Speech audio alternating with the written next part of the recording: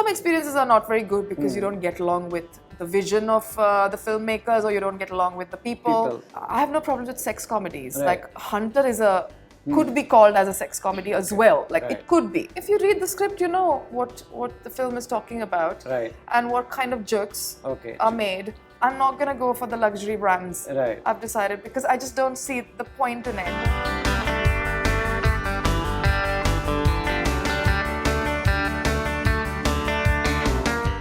Hi, this is Radhika Apte and you're watching Bollywood Hungama.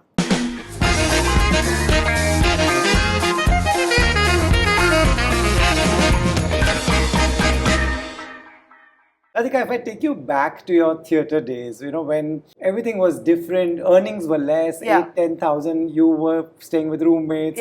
When you think about those days, what are the few things that come to your mind, the flashes in front of your eyes right now?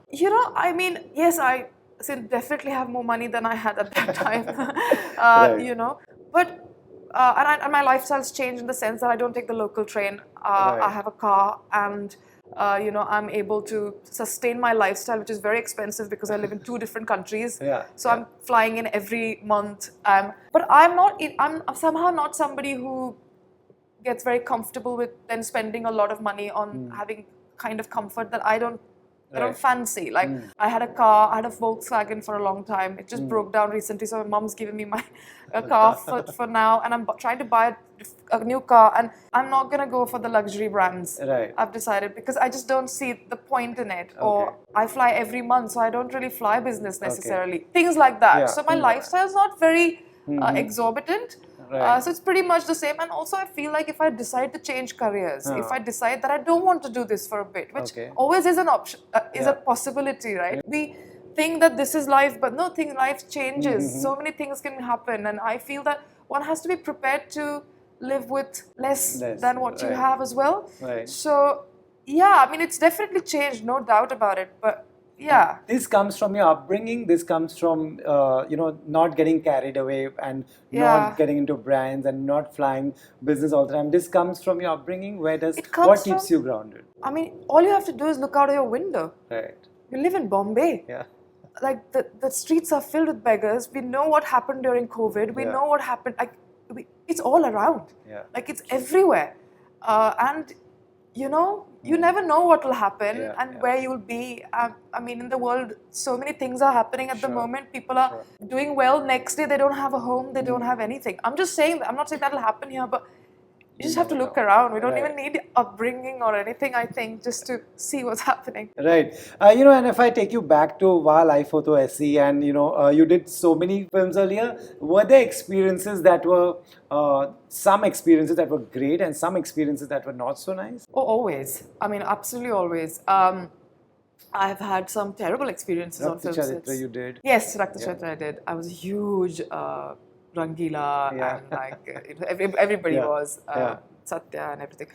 Yeah, some experiences are not very good because you don't get along with the vision of the filmmakers, or you don't get along with the people.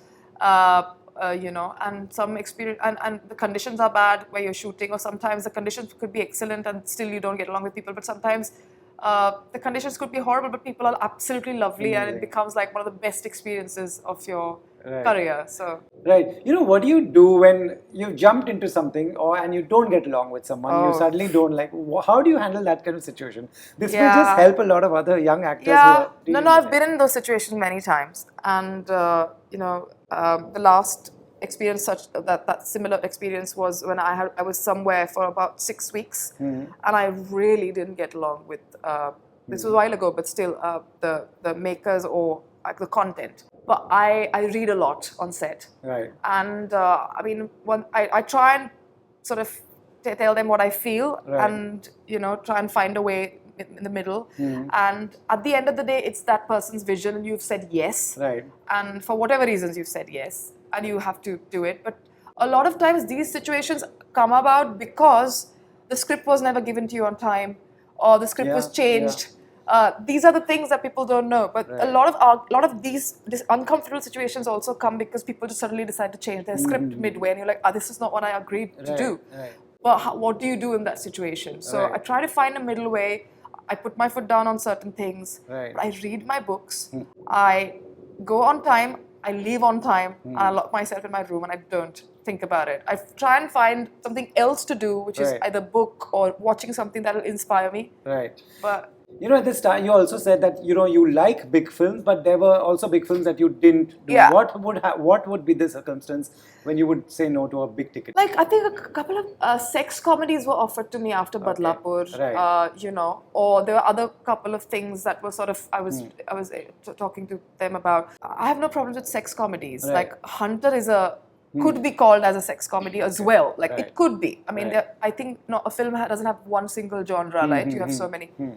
But the kind of sex comedies we've had in the past can be very derogatory to women. They're very, very objectify, like they objectify women, and I don't like the humor, and so I didn't do it. And some I'm just not willing to. I think the process can be quite long.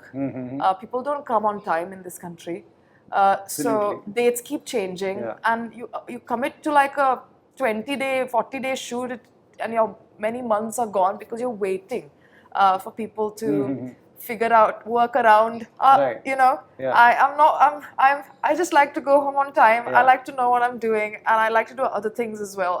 This is not be all and end all for me. So in fact, I want to tell people that here you are 10 minutes early, which for us also is we are not used to this. So thank you. Please maintain that as well. How do you? Because of the kind of roles you've done, because of the kind of actor you are, when someone offers a sex comedy, how do you know that the intention is, like, you said no to it. How do you know that the intention is something that I don't like, or the role is maybe misused or maybe used? Reading the script. The script says Yeah. If you read the script, you know what the film is talking about, right? And what kind of jokes are made. And I mean, I don't mind a film where like a chauvinist guy or whatever guy makes horrible jokes about women, but then you're trying to show something else. There's a story to it that becomes something else. But as a film, if you start celebrating those jokes, then I'm not going to be a part of it. So you know what I mean? It's not like you can't have a joke that is so horrible in a film. No, it's not that. It's about what are you trying to do? Right. Are you celebrating those jokes? Are you saying that, oh, look at that cool guy who talks to women like that? Or I'm not interested. Sure. Yeah.